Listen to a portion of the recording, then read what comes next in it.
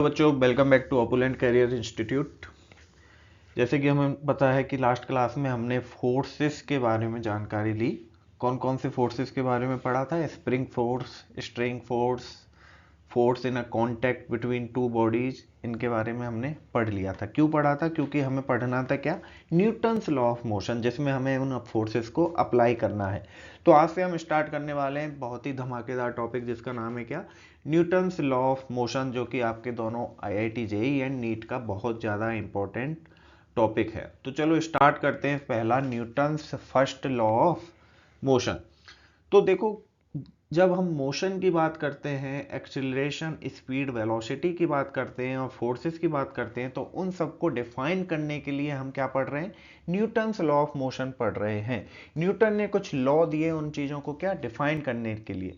तो acceleration, force, gravitational force, इन सबको समझने के लिए हमें क्या पढ़ना पड़ेगा? न्यूटन्स लॉ ऑफ मोशंस पढ़ना पड़ेगा। तो Newton first law of motion की बात करते हैं, जिसे क्या कहते हैं? लॉ ऑफ इनर्शिया भी कहते हैं। लॉ ऑफ इनर्शिया क्यों कहते हैं, उसके बारे में अभी बात करेंगे। देखिए, तो आखिर में Newton first law of motion है क्या? Let's suppose an example. ये आपका एक क्या है? एक बॉल है। ये आपका एक बॉल एक वुडन स्टेशनरी किसी चीज पे रखा हुआ है। तो बॉल ऐसे की ऐसे रखी हुई है। एन ऑब्जेक्ट, यहाँ पे ऑब्जेक्ट क्या है? बॉल है।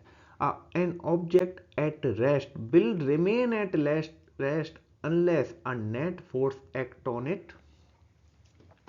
तो ये जो बॉल है रेस्ट में रखी हुई है, और ये रेस्ट में तब तक रहेगी जब तक कोई नेट फोर्स इस पे ना लगे। ठीक है, एक कंडीशन तो हुई ये। दूसरी कंडीशन क्या है? An object in motion will be remain in motion unless a net force act on it. कोई भी ऑब्जेक्ट है अगर वो मोशन में है, कोई भी ऑब्जेक्ट है अगर वो मोशन में है, तो वो हमेशा मोशन में ही रहेगा, चाहे जो हो जाए, जब तक कि उस पर कोई नेट फोर्स ना लगे। मैं बार बार बात कर रहा हूं नेट फोर्स की। नेट फोर्स की, आखिर ये नेट फोर्स है क्या? देखो, net force for Newton first law of motion क्या है? जीरो है। जीरो क्यों है? देखो, मैंने अभी क्या कहा था कि अगर कोई बॉडी क्या है? स्टेशनरी है, रेस्ट में है, तो वो हमेशा रेस्ट में ही रहेगी। रेस्ट में रहेगी मतलब कि इस बॉल पे जितने भी फोर्स लग रहे हैं, इस बॉल पे जितने भी फोर्स लग रहे हैं, चाहे वो कांटेक्ट फोर्स हो, ग्रेविटेशनल फोर्स हो, या जो भी फोर्स हो, इन सारे फोर्सेस का सम क्या है? जीरो है, इसलिए वो रुका हुआ है। नेट फोर्स क्या है? उस पे जीरो है। सिमिलरली ये बॉडी चल रही है, ये बॉडी क्या है? चल रही है, तो ये कांस्टेंट वेलोसिटी से चल रही है। यहां भी नेट फोर्स क्या है? जीरो है। लेकिन सर आपने बताया तो है नहीं कि नेट फोर्स है क्या। देखो, नेट फोर्स का मतलब होता है summation of all the forces. क्या? Summation of all the forces on a body. Let suppose an example, ये कोई बॉडी है जिसपे नीचे एक ग्रेविटेशनल फोर्स लग रहा है 800 न्यूटन, और ऊपर एक टेंशन फोर्स लग रहा है कितना? 1200 न्यूटन। तो नेट फोर्स की अगर मैं बात करूं तो 1200 माइनस सीधा 800 कर देंगे। तो नेट फोर्स जो है कितना है? 400 है। किधर? ऊपर की तरफ। कितना? 400 ऊपर की तरफ। सिमिलरली इस केस में देखो, 600 ऊपर है, यहाँ 800 नीचे है, तो नेट फोर्स 200 है। कहाँ? नीचे की तरफ। 800 माइनस 600, नेट फोर्स वही है, summation of all the forces. Third case की बात करें, ऊपर कितना लग रहा है? 50 न्यूटन, नीचे कितना लग रहा है? 50 न्यूटन, और लेफ्ट में कितना लग रहा है? 20 न्यूटन। तो ऊपर नीचे का तो कैंसिल आउट हो गया क्योंकि बराबर है।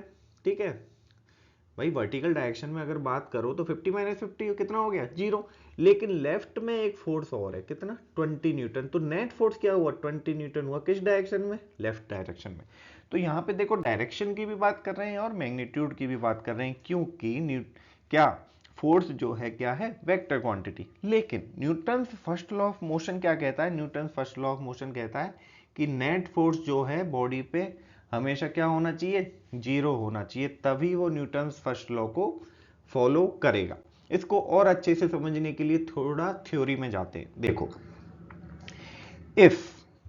if the vector sum of all the forces acting on a particle is zero, vector sum of all the force, vector sum मतलब डायरेक्शन भी कंसीडर करना है, then and only then the particle remains unaccelerated. अगर कोई भी particle है, इस पे नेट फोर्स जो है क्या है, नेट फोर्स जो है क्या है, एफ नेट क्या है, 0 है, तो उसका एक्सीलरेशन क्या हुआ, 0 हुआ, अनएक्सीलरेटेड। अगर नेट फोर्स 0 है तो वो ऐसे की ऐसे रखा हुआ है, मतलब एक्सीलरेशन तो 0 है, कहीं मूव ही नहीं कर रहा। रिमेन्स एट रेस्ट और moves with a constant velocity. अगर कांस्टेंट वेलोसिटी से भी मूव कर रहा है तो भी एक्सीलरेशन क्या होता है, 0, क्योंकि एक्सीलरेशन हमें पता है क्या होता है, dv अपॉन dt। अगर v1 और v2 बराबर हैं, कांस्टेंट वेलोसिटी है, तो एक्सीलरेशन तो क्या हुआ, 0 हुआ। ठीक है, देखो, if the sum of all the forces on a given particle is F, मान लो किसी भी पार्टिकल पे ऑल द फोर्सेस जो है उनका समेशन कितना है, एफ है, और एक्सीलरेशन कितना है, ए है।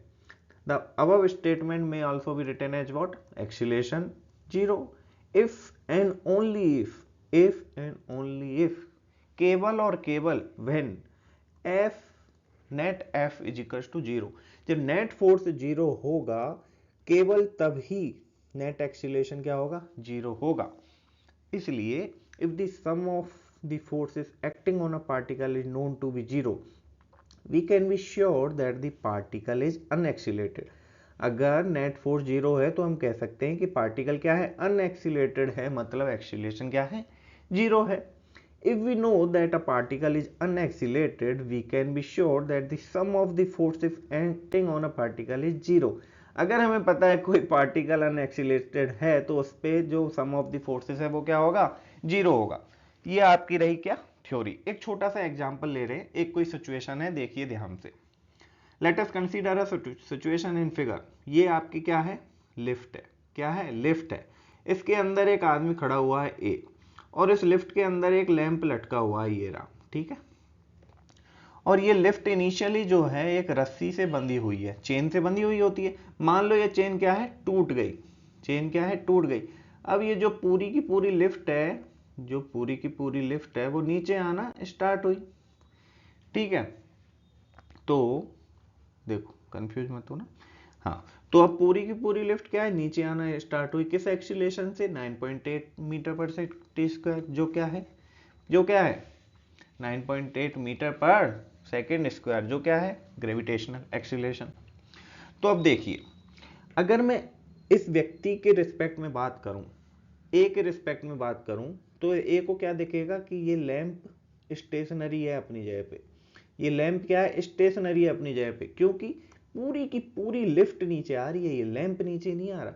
लेकिन अगर वही चीज उस लैंप को ये आदमी बी देखेगा तो इसको ये लैंप भी क्या नीचे आता हुआ दिखेगा, क्यों, क्योंकि पूरी लिफ्ट इसको नीचे आती हुई दिखेगी, लेकिन ए को जो है ये लैंप वहीं की वहीं दिखेगा। तो भाई न्यूटन्स लॉ ऑफ मोशन किस चीज पे भी डिपेंड करेगा, फ्रेम ऑफ रेफरेंस पे डिपेंड करेगा कि कहां से हम सिचुएशन को देख रहे हैं। ए के रिस्पेक्ट में सिचुएशन कुछ अलग हो गई, बी के रिस्पेक्ट में सिचुएशन कुछ अलग हो गई, क्योंकि फ्रेम ऑफ रेफरेंस चेंज हो गया। समझ गए। तो जब आप क्वेश्चन करोगे न्यूटन्स लॉ ऑफ मोशन के, तो फ्रेम ऑफ रेफरेंस से रिलेटेड बहुत सारे क्वेश्चन आएंगे, तब आपको अच्छे से समझ में आएगा कि अच्छा फ्रेम ऑफ रेफरेंस को अप्लाई कैसे करना है। ये एक आपका क्या था, एक छोटा सा एग्जाम्पल था। तो ये आपकी बात हुई किसकी, Newton's first law of motion की। इसके साथ ही हाँ, तो फर्स्ट लॉ में हम पढ़ चुके हैं कि जब नेट फोर्स 0 होगा किसी बॉडी पे तो उसका एक्सीलरेशन जो है क्या होगा, 0 होगा। अगर वो मूव भी कर रहा है तो किसी ना किसी कांस्टेंट वेलोसिटी से मूव कर रहा होगा। कोई बॉडी अगर मूविंग है तो हमेशा वो मूव करती रहेगी, और कोई बॉडी स्टेशनरी है तो वो हमेशा स्टेशनरी रहेगी। अब बात करते हैं न्यूटन से सेकंड लॉ की। यहाँ पे हम बढ़िया सा एक फाइटर जेट देख रहे हैं। सबसे पहले समझना पड़ेगा कि आखिर फाइटर जेट उड़ता कैसे। कुछ नहीं, सिंपल सा है। इसके पीछे क्या लगी होती है, एक टरबाइन लगी रही होती है। क्या टरबाइन, डिटेल में नहीं जाना है कौन सी टरबाइन है, ठीक है। टरबाइन पे यहाँ पे एक इंजन लगा होता है जो फ्यूल को बर्न करता है। फ्यूल बर्न होता है तो पीछे क्या होता है, एक बहुत ही स्पीड में क्या निकलता है, इसका धुआं निकलता है। धुआं बोले तो स्पीड में टरबाइन घूमती है तो पीछे से एकदम हवा निकलती है इसकी, और वो क्या करती है, एक बैक फोर्स अप्लाई करती है। बैक फोर्स अप्लाई करती है तो फोर्स इस डायरेक्शन में लग रहा होता है। और ये वाला जो फोर्स है, देखो ये बहुत डिटेल में पढ़ने वाली चीज़ है, एविएशन में पढ़ते हैं, आपको समझने की उतनी ज़रूरत नहीं है। बस ये देखो कि फोर्स इस डायरेक्शन में इसमें एक्ट हो रहा है, और इसी फोर्स की वजह से ये फाइटर जेट जो है आगे की तरफ भागेगा। आगे की तरफ भाग रहा है मतलब इसमें एक्सीलरेशन है। क्या? आगे की तरफ भाग रहा है मतलब इसमें एक्सीलरेशन है। तो न्यूटन्स सेकंड लॉ क्या कहता है? Newton's second law state that the acceleration of an object depends on two variable. जो ये एक्सीलरेशन है दो चीजों पे डिपेंड करेगा। पहला, net force acting on the object. पहला क्या है कि ये जो ऑब्जेक्ट है, जो एरोप्लेन है या फाइटर जेट है, उस पर नेट फोर्स कितना है। दूसरा, मास ऑफ द ऑब्जेक्ट। दूसरा है कि उस ऑब्जेक्ट का क्या मास कितना है। इन दो चीजों पे ये एक्सीलरेशन क्या करेगा? डिपेंड करेगा। The acceleration of the body is directly proportional to the net force acting on a body. तो जो एक्सीलरेशन है वो डायरेक्टली प्रोपोर्शनल होगा किसके? Net force acting on a body. दूसरा, and inversely proportional to the mass of the body. तो acceleration जो है किसके? मास के क्या होगा? इनवर्सली प्रोपोर्शनल होगा। ठीक है, ये इसकी डेफिनेशन है। This means that as the force acting upon a object is increase, जैसे ही फोर्स बढ़ेगा एक्सीलरेशन भी बढ़ेगा। जैसे ही मास बढ़ेगा बॉडी का, एक्सीलरेशन क्या होगा? कम होगा। इसलिए जो भारी ऑब्जेक्ट हैं, जो भारी फाइटर प्लेन या भारी क्या है एरोप्लेन है, उनका एक्सीलरेशन, इनकी वेलोसिटी क्या है, एक्सीलरेशन क्या है, कम हो जाता है, क्योंकि वेट बढ़ जाता है ना। देखो मास के इनवर्सली प्रोपोर्शनल है, मास बढ़ाया एक्सीलरेशन कम। ठीक है, यही क्या कह रहा है Newton second law of motion. इसको अगर आप फॉर्मूला में लिखो तो डायरेक्टली कैसे लिख सकते हो? F is equal to M A. क्या लिख सकते हो? F is equal to M A. Force जो है मास के प्रोपोर्शनल है और एक्सीलरेशन के भी प्रोपोर्शनल है। तो ये फॉर्मूला आपको बहुत जगह काम आने वाला है। F is equal to what? M A. यही क्या है? Newton second law of motion. तो ये तो छोटी छोटी एग्जांपल से मैं आपको समझा रहा हूँ Newton law of motion. Apply जब करोगे क्वेश्चन में तो आपको अच्छे से समझ में आएगा। ठीक है, आज के लिए इतना ही। नेक्स्ट क्लास में हम पढ़ेंगे कि Newton first law second law को दोनों को एक साथ अप्लाई कैसे करना है हमें प्रैक्टिकल एप्लीकेशन में, प्रैक्टिकल क्वेश्चन में।